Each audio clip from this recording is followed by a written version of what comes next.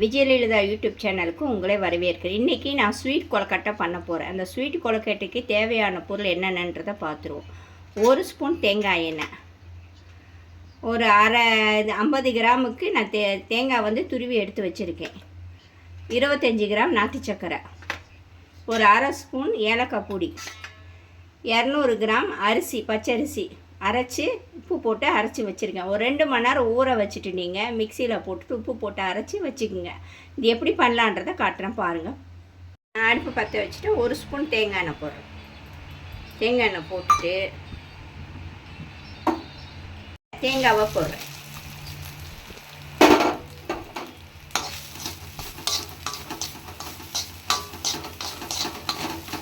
தேங்காவை நல்லா வதக்கிடுங்க.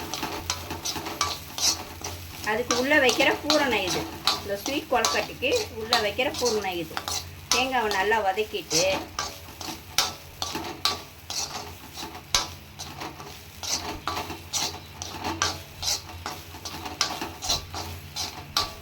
கொஞ்சம் நல்லா பொழுப்புன்னு வந்துடும் பாருங்கள். இது பண்ண உடனே க்ளீனாக வாசம் அடிக்கணுங்க. வதக்கவே தேங்காய் எண்ணெய் வாசத்துக்கு அதுக்கும் நல்லா வாசம் வரும்.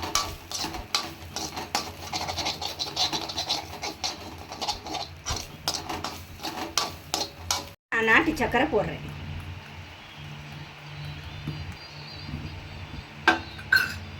நாட்டு சக்கரையை போட்டுட்டு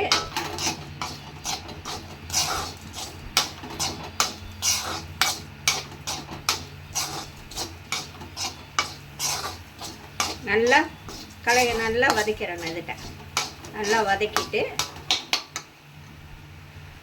ஒரு அரை ஸ்பூன் ஏலக்காய் தூள் போட்டுறேன். போட்டுட்டு கொஞ்சோண்டு ஒரு பிஞ்சு உப்பு ஸ்வீட்டுக்கு, அப்போ தான் நல்லா தூக்கலாக கொடுக்கும் ஸ்வீட். இது பண்ணிவிட்டு அடுப்பை ஆஃப் பண்ணிட வேண்டியதான். அவ்வளோதான் இதோடது. இப்போ 2 ஸ்பூனுக்கு எண்ணெய் நான் ஊற்றிடுறேன். ஊற்றி அடுப்பில் சிம்மில் ஹையில் வச்சு சூடு பண்ணிவிட்டு மாவு ஊற்றுறப்ப அடுப்பை சிம்மில் வச்சிடுங்க. நல்லா சூடாகட்டும். கொஞ்சம் சூடானவனே இப்போ நான் அடுப்பில் ஊற்றுறேன் பாருங்கள்.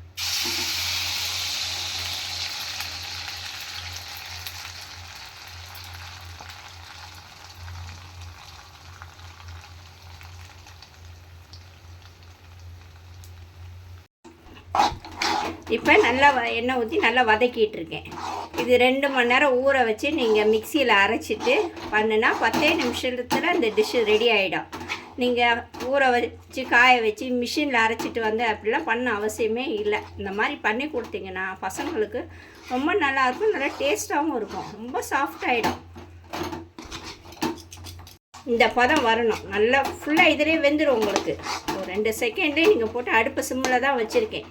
ஃபுல்லாக வந்து நான் எப்போயுமே வந்து மிக்சியில் தான் அரிசியை ஊற வச்சுட்டு மிக்சியில் அரைச்சிட்டு தான் கொழுக்கட்டைலாம் பண்ணுவேன்.